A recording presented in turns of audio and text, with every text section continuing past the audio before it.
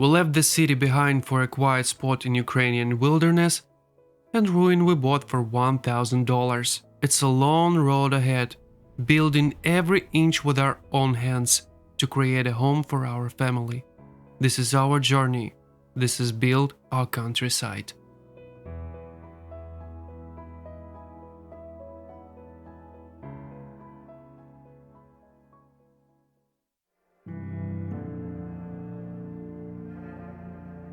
Autumn has arrived at our homestead, bringing a distinct chill in the air.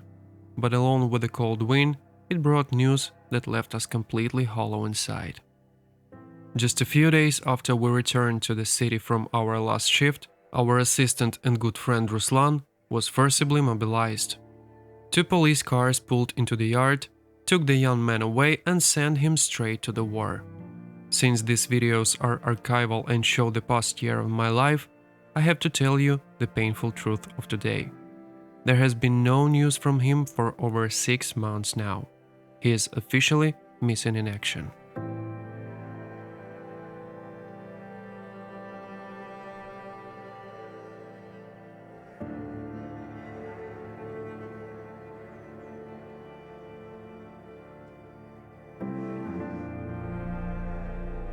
This heavy loss left an emptiness that was hard to shake off. But time doesn't pause. It forces us to move forward, even when our hearts are heavy.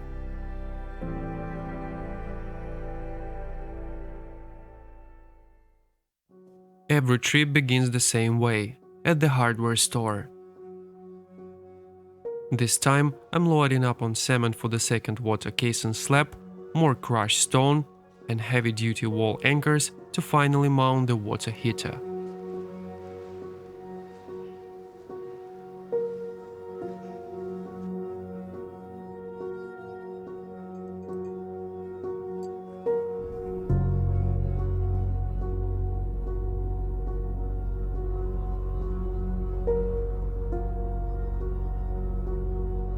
Arriving at the house, we immediately met with the brutal honesty of our building experiments. The test patches of our previous overly wet eco-spackle have failed. The layer is peeling right off the wall. It's a setback, but it's also experience. We've learned our lesson and will do it differently now. Luckily, the second batch of the spackle turned out perfectly, so I'll be stick to that recipe. I bring inside the tiles I plan for the kitchen countertop to see which option fits the space best.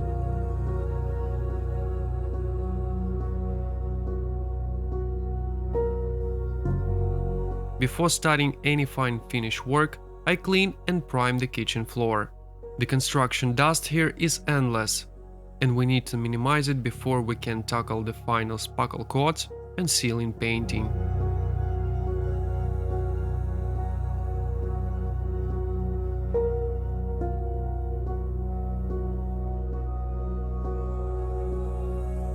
We also take precise measurements to build the kitchen cabinets ourselves. We've decided to repurpose old, high-quality furniture that is over 60 years old. But that's a massive project we'll save for the winter freeze.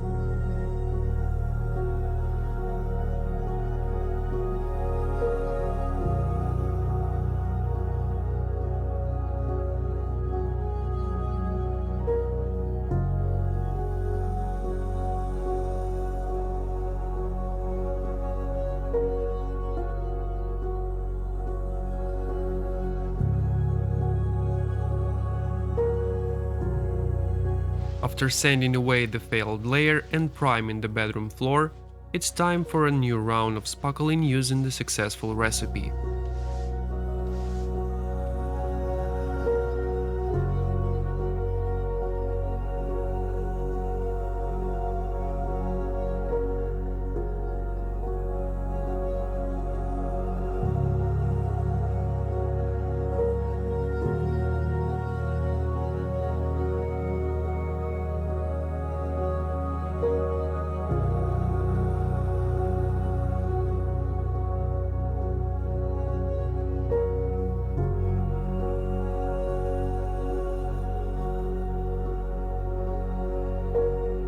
I'm using a special mirror polished trowel to get the smoothest finish possible.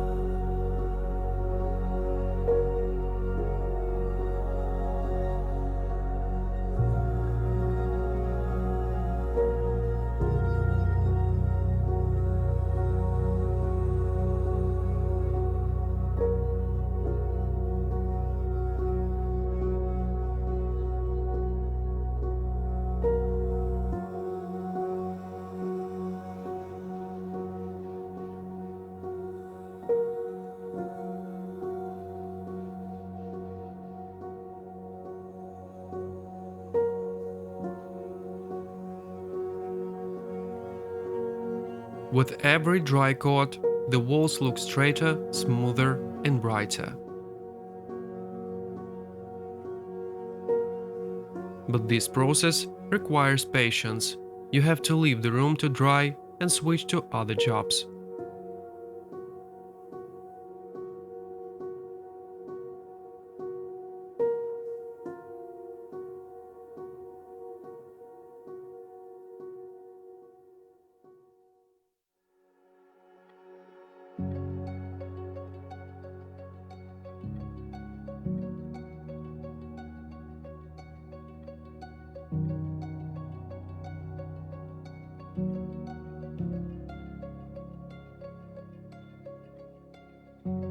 Outside, while I work indoors, Serhi is building the formwork for the caisson. He is recycling the old floorboards, giving them a second structural life.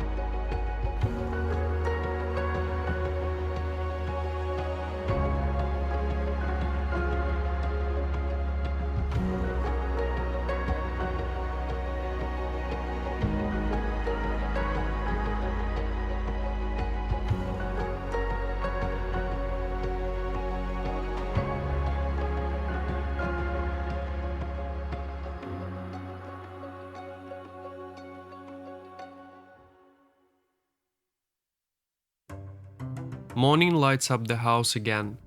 We bring in the water heater and start marking out the base for the bathroom mirror. The frame is crafted from the exact same willow tree we used for the window sills and countertops. Everything in this house will connect and complement each other.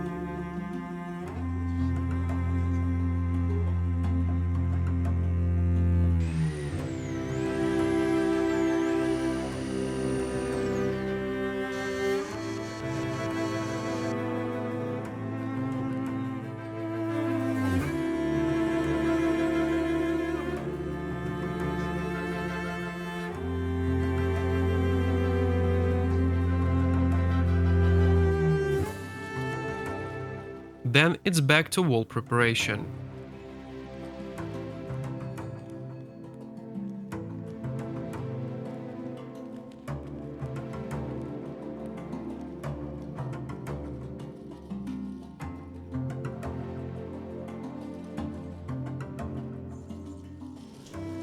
I'm mixing a new batch of our eco-spackle.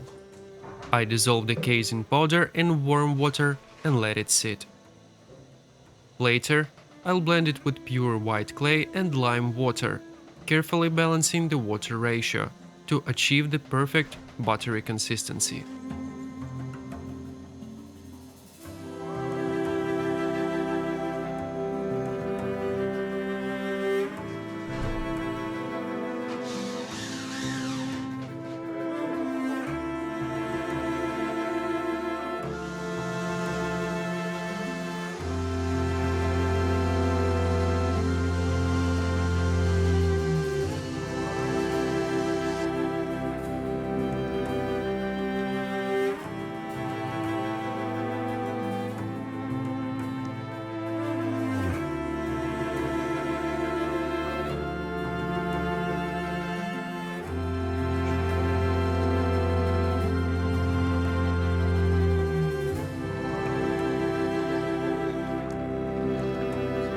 While the mix is curing, we take a break to bolt the heavy boiler to the wall.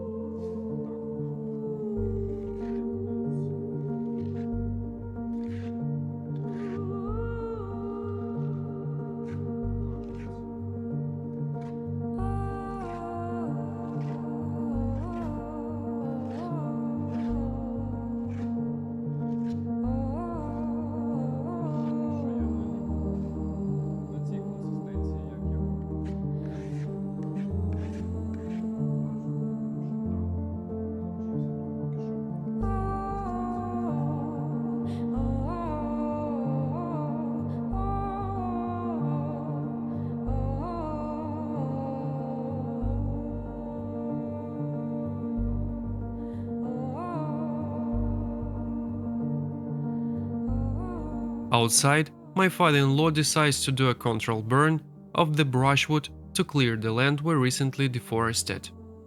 The solid logs that can be used as firewood are stacked away neatly, but the thin twigs and all rotten stumps are sent to the fire.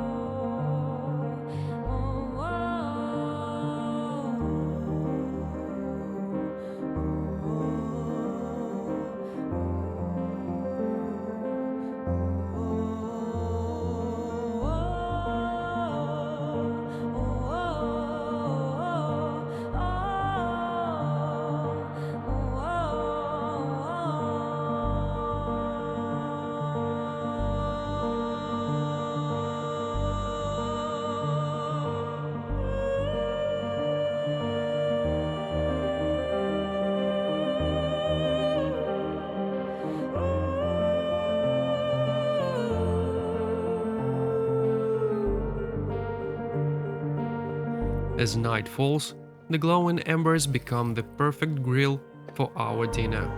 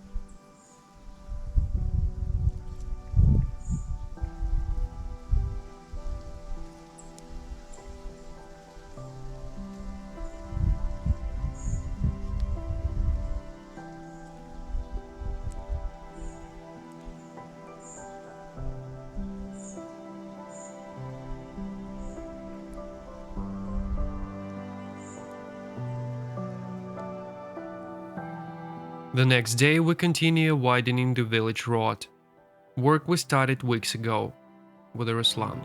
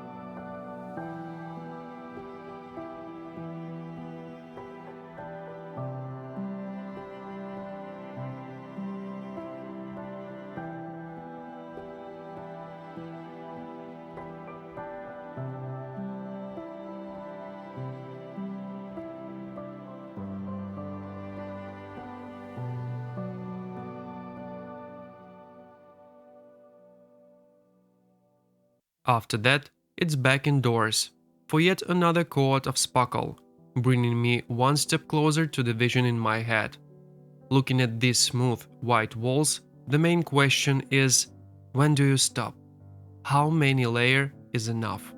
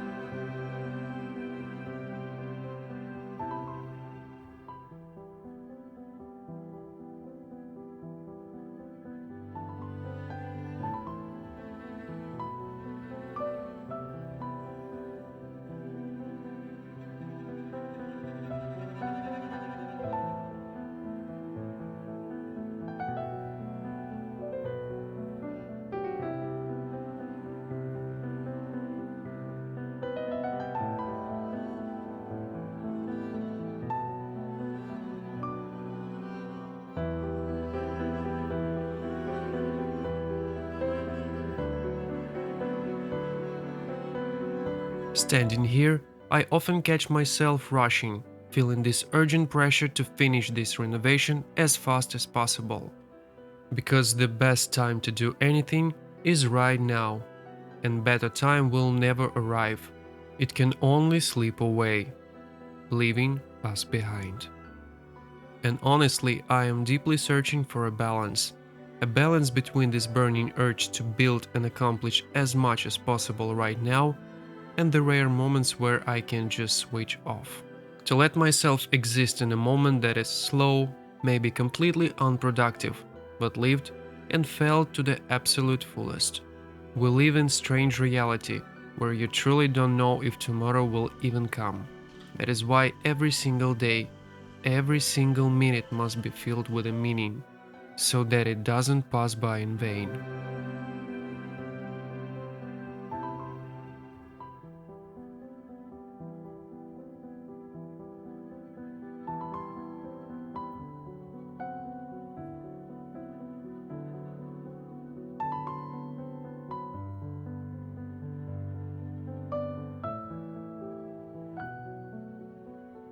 Thank you so much for watching our journey.